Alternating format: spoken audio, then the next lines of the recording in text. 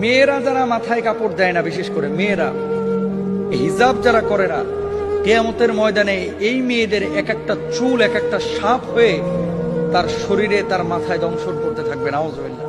বড় কঠিন বিষয় ভাই।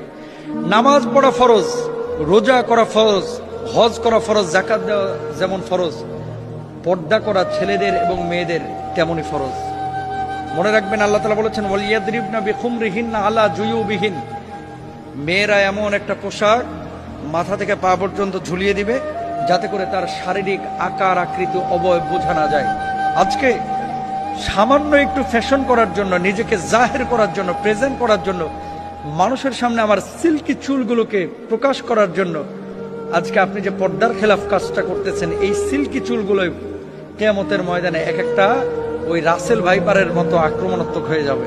এই চুলগুলো আপনাকে মাথার উপরে দংশন করবে। কেন আমরা বুঝি না।